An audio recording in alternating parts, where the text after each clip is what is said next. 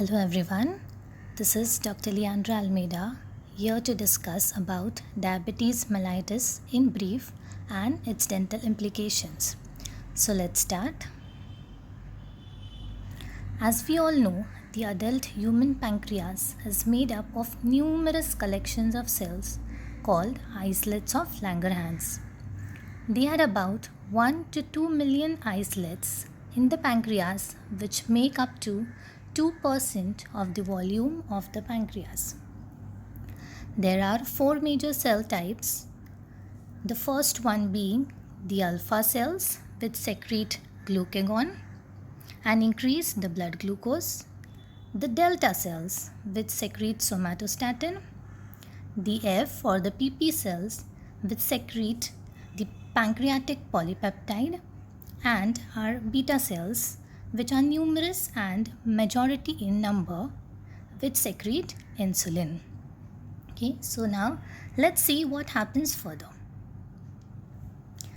In healthy individual, whenever the glucose in the plasma rises, it triggers the pancreas to release or secrete insulin, and the mechanism in the body gets balanced. How? This insulin secreted by the pancreas goes and binds to the insulin receptors present on the cells and carries out its effects. This is the normal mechanism that is occurring in our body. Now let's see what happens in type 1 and type 2 diabetes mellitus. In type 1, the pancreas are inefficient to produce insulin. Okay, so the pancreas do not produce insulin, because of which the effect is not masked and the blood glucose level rises, that is hyperglycemia occurs. Okay, now what happens in type 2 diabetes mellitus? In type 2, the pancreas do secrete insulin normally, but the receptors are not efficient to utilize the insulin. Okay, and that is why ultimately the effect is not masked, the blood glucose rises and hyperglycemia occurs. Okay, so in type 2, the pancreas do not secrete insulin at all, while in type 2, the insulin is secreted but is not utilized. Okay, so I hope it's clear what happens in type 1 and type 2 diabetes mellitus. Okay, now let's see some of the differences between them.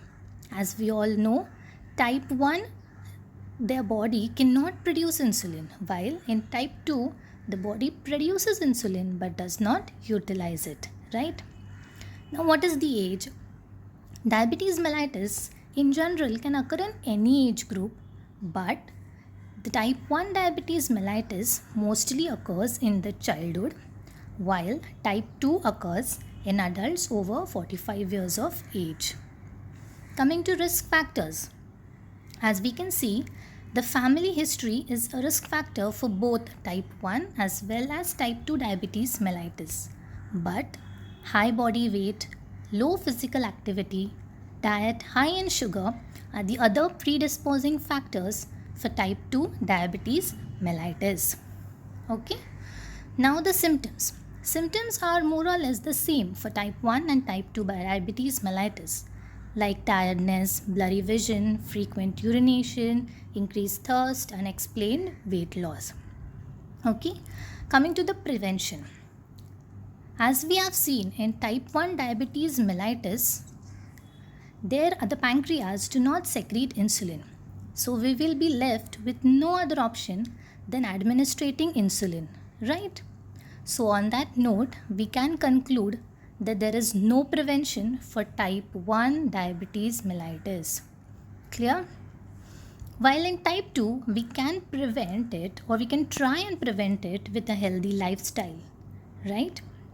Going to the treatment, obviously here we will have to inject insulin, while in type 2, by a healthy lifestyle, medications can help. Okay. going on. Gestational diabetes. Gestational diabetes mellitus is a third type of diabetes seen in pregnant women with no history of diabetes mellitus. Let's see what are the effects. For the mother, there is high blood pressure, preeclampsia. Type 2 diabetes mellitus can occur in 50% of the individuals with gestational diabetes.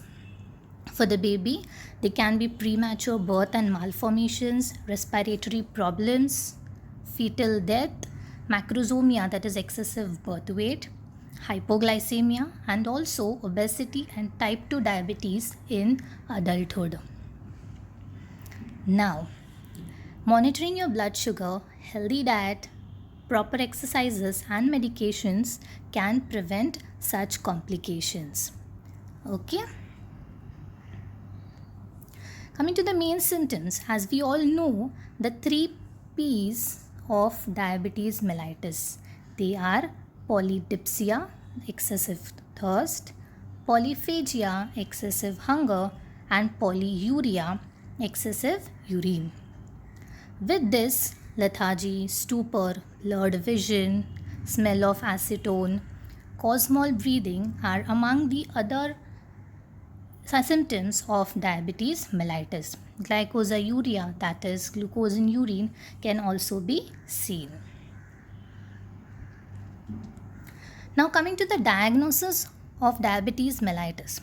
Among the diagnoses, HbA1c, fasting plasma glucose, and oral glucose tolerance test. These are the 3 major diagnostic tests among the diabetes mellitus. And these are the values for a normal, for a pre-diabetic and a diabetic individual. Among this, HbA1c is a very sensitive test because it gives an integrated estimation of the plasma glucose over 6 to 8 weeks and is not subject to fluctuations. It also seems to be a reliable indicator for long-term treatment and complications. Okay. So now, after diagnosis, we have seen about what is diabetes mellitus, what are the types, what are the symptoms, and how to diagnose it. Now let's see how can we prevent diabetes mellitus. It is said that 3 out of 4 people with diabetes are overweight. So a weight loss program of more than 6 kgs with proper diet and regular exercise is considered beneficial. So remember, whichever eating pattern you choose, the main consideration should be on the portion sizes. The carbohydrates, proteins, total fats should be in proportions. That is, we should have a balanced diet. Okay, so a balanced diet is very important when choosing the proportions. Okay, now what can be eaten and what can be avoided? Let's see.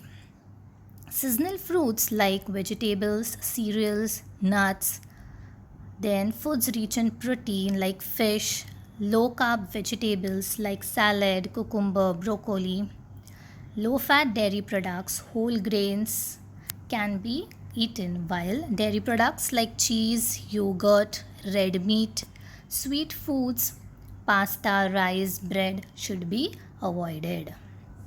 Okay, so with proper diet, regular exercise is also important. So now let's see some of the considerations before doing any exercises. Okay, so the first point is exercise should always be done 1 to 3 hours after eating something. Diabetics who are on insulin should not exercise when their insulin is at its peak. Since exercise can lower blood glucose hours later, exercising just before bedtime should be avoided to prevent hypoglycemia in the middle of the night. Medications may also have to be adjusted. So all these considerations are important to prevent hypoglycemic episode. Okay. Okay, so remember one thing, the best exercise is the one that you stick to, right? So isn't this true in life too? Whatever we do or whichever our goal is, if we are consistent in our effort, we will surely succeed, right? So let's move on. Now let's see the common treatment modalities in diabetes mellitus. The first, as we saw, is diet and exercise, oral medications, insulin, and home glucose meter. Now what is a home glucose meter? This can be used in hospitals as well as by patients at home to measure their blood glucose levels. These are the various glucometers used, and this one is a lancing device where with a disposable lancet. This has an added advantage that it helps to obtain blood drop with minimal pain experience. The depth of the prick here is adjusted depending upon the skin thickness. Okay. Now we will talk about the oral anti-diabetic drugs. But before that, let's see some of the mechanisms occurring in our body. Okay. So normally after we have our food or any sugar, that is the starch entering our body in any form, gets converted into glucose in the presence of alpha glucosidase enzyme, right? Now we don't want this glucose to be formed in our body, right? So what we have to do is we have to inhibit this enzyme so that the glucose is not formed and we can prevent hyperglycemia episodes. So that is our first group of drugs, the alpha glucosidase inhibitors. Okay, they are acarbose, voglibose, and miglitol. Now we have seen that the starch gets converted into glucose in the presence of alpha glucosidase, right? We are inhibiting this enzyme. So if we are inhibiting this enzyme, the glucose won't form, but the starch will get accumulated inside our body. So because of this, there will be flatulence and diarrhea. So this flatulence and diarrhea are side effects of alpha glucosidase inhibitors. I hope it's very clear. Now, the renal failure is a contraindication for alpha glucosidase inhibitors. Moving on. Okay. So in our normal pancreas, we have two important enzymes, that is GLP-1 and GLUT2. This GLP-1 and GLUT2 enzyme help us to secrete insulin. They help the regulation of the secretion of insulin. Right.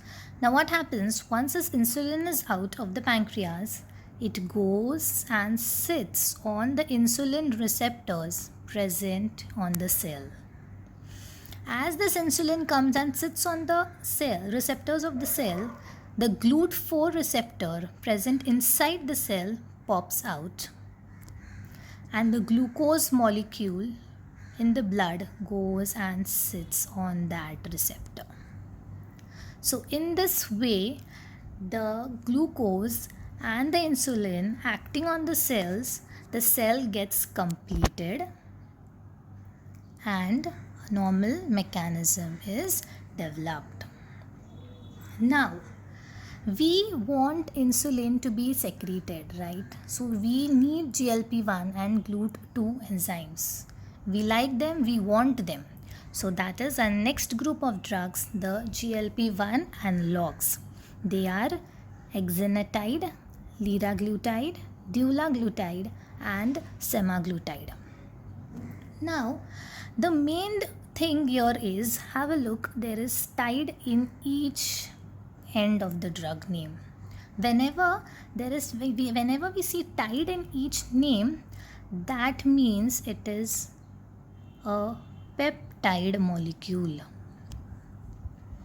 Peptide molecules are macromolecules which cannot be digested orally, and therefore we have to give these drugs by subcutaneous route. Okay, so this is the first major point related to GLP analogs. Next, these GLP analogs, they increase gastric emptying. Okay, they increase gastric emptying, because of which weight loss, nausea, vomiting are the side effects that can be seen. As weight loss occurs as a side effect of GLP-1 analogs, these drugs, especially the liraglutide, are used as a drug of choice for treatment of obesity. Okay, so that's it. I hope it's clear until now. Moving on. Coming to the GLUT2 analogs. GLUT2 analogs, the first group of drugs are the sulfonylureas. They are divided into first generation and second generation. In first generation, they are acetohexamide, tobulamide and chlorpropamide. While in second generation, there are glibenclamide, which is the most potent drug, gliclazide and glipizide, which is less potent but is preferred in chronic renal failure patients. Okay, so all the G's are there in second generation sulfonylureas. Now, two important points to be noted with sulfonylureas are they release more insulin and maximum decrease in HbA1c levels are seen with sulfonylureas. Okay, so now if they are releasing more insulin, we can see a side effect like hypoglycemia occurring, right? The second side effect that can be seen with sulfonylureas is weight gain. Why weight gain? Because these drugs inhibit lipolysis. Okay, these drugs inhibit lipolysis, because of which weight gain can occur. So now it's clear, we learned that GLP-1 analogs cause weight loss while GLUT2 analogs cause weight gain. Okay.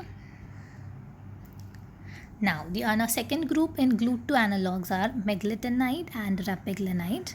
You have to do dose adjustments in renal failure. So they are allowed to give, but you have to adjust the dose. Coming to the next mechanism, this GLP-1 which we saw, which is important for the release of insulin, gets metabolized in the plasma in the presence of DPP-4 enzyme. Now we don't want this GLP-1 to be metabolized, right? Because it is helping us with the secretion of insulin. So what can we do? We have to inhibit this enzyme, right? So our next group of drugs are DPP-4 inhibitors.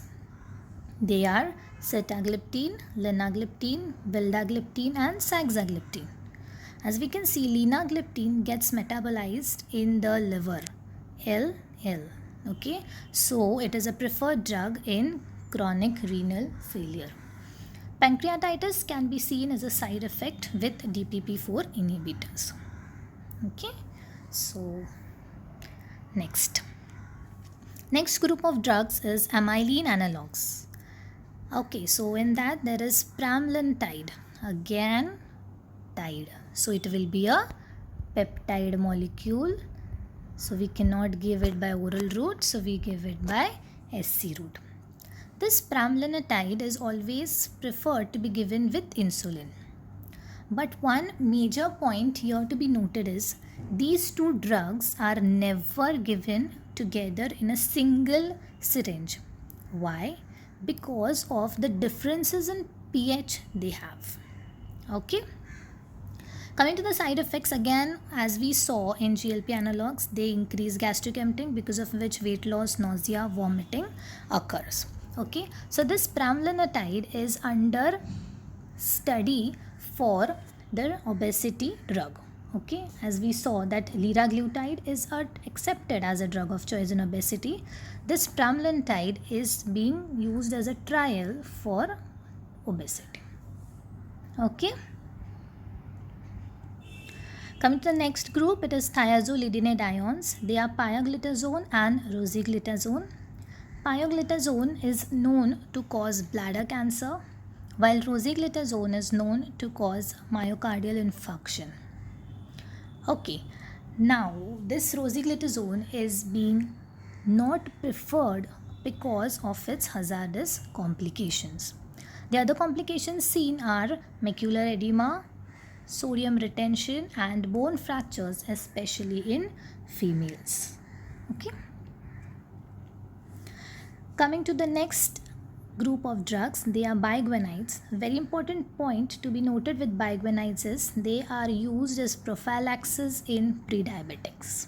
Okay, the two drugs are metformin and penformin. Metformin decreases calcium and also decreases vitamin B12, which leads to megaloblastic anemia, while penformin causes lactic acidosis. Renal liver failure and chronic alcoholism are contraindications for biguanides. These biguanides act by decreasing the hepatic glucose production, that is, they inhibit gluconeogenesis. Okay. So important point with biguanides are they act by inhibiting gluconeogenesis and they are used as prophylaxis in prediabetics. Okay, so we are done with the oral antihypoglycemic drugs. We saw G-alpha glucosidase inhibitors, we saw GLP-1 analogs, GLUT2 analogs, DPP-4 inhibitors, amylin analogs, thiazolidinediones and biguanides. Moving on to insulin. Now insulin, the indications are type 1 diabetes mellitus, type 2 diabetes mellitus where other measures have failed. That is, even the maximum dose of oral anti-diabetic drugs cannot treat the patient, then we move on to insulin. In gestational diabetes, when there are major complications associated, and in chronic renal failure patients. Okay. So these are the list of drugs, the list of insulin used. They can be rapid acting like Lispro, Aspart and Glulicine, shorter acting like regular insulin, intermediate acting like NPH, Isophane or Lente, longer acting like Ultralente, Glargine, Detimor and Degludec. Okay. Now let's see how this insulin is being given by the patient. So first of all, you have to get the things ready. Inspect the bottle for the type of insulin and the expiry date. You gently roll the bottle in the palm of your hands to mix the insulin. You inject air inside. Remember here, the amount of air should be equal to the insulin dose, right? Then you remove the air bubble. You draw the insulin, you remove the air bubbles.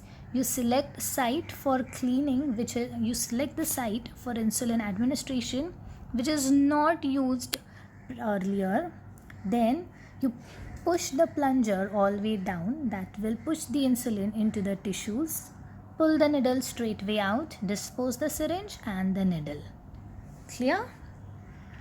Okay. Now what are the sites for insulin administration? The sites are anterior abdominal wall, upper outer thigh and upper outer arms. The rate at which insulin is absorbed is rapid and consistent in the upper abdominal wall than other sites, and hence this site is preferred. Remember, insulin is injected at least 4 finger breadths away from the umbilicus from all the sides. Okay, so anterior abdominal wall is the preferred site. The next preferred are upper outer arm and upper outer thigh. Okay. Now coming to the complications of insulin therapy. The complications can be hypoglycemia, weight gain, lipodystrophy. Now, what is lipodystrophy? Lipodystrophy in these patients can occur or can manifest as lipoatrophy or lipohypotrophy. This is nothing but the inadvertent swelling of the subcutaneous tissue. This complication of lipodystrophy can be prevented by injecting insulin at a distance of 0.5 to 1 inches away from the previous site. Okay, so you can make a map of insulin administrating sites so that you don't inject it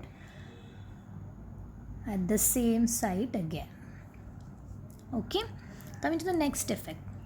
Sometimes when blood glucose levels are low, certain hormones called the counter-regulatory hormones increase the blood glucose to cause rebound hyperglycemia. This is called as Somogai effect, which can manifest as a complication of insulin therapy. What is dawn phenomenon? Early morning, the glucose in patients with diabetes can rise. Now, how this occurs? Early morning, it is a peak time for the growth hormones. These growth hormones repress the action of insulin, which will allow the blood glucose to rise. This especially occurs between 4 a.m. to 8 a.m. Okay, and of course, pain will accompany insulin injections. So, I hope the complications are clear. Hypoglycemia, weight gain, lipodystrophy, Somogai effect, dawn phenomenon, and pain. Now, this is a new type of insulin injection delivery system. These are the pen devices. Okay, so they are preferred because they are less painful, they are easy to use, simple, durable, and socially acceptable. Okay, so moving on to the complications of diabetes mellitus. The complications can be divided into two major types. They are microvascular and macrovascular. Microvascular complications are the three pathies. They are the retinopathy, nephropathy, and neuropathy. Now here I would like to add a point on peripheral neuropathy. What happens in these patients? They lose sensation, especially of the extremities, which is called as glove and stocking anesthesia. So here care has to be taken that any injury, prick, anything won't be perceived, and without their knowledge it can increase to ulcerations, necrosis, and even gangrene. Okay, so these patients should be very careful to inspect their hands and legs time and time again. Okay, another complication with diabetes can be DKA, that is diabetic ketoacidosis. This is seen with excess ketones being accumulated inside the body, and it can be triggered by other factors like infection or other illness. Coming to macrovascular complications, they can be stroke, hypertension, coronary artery disease. So such grave complications can occur if care is not taken off. Okay, clear? Okay, so after the complications, now we will talk about few dental implications.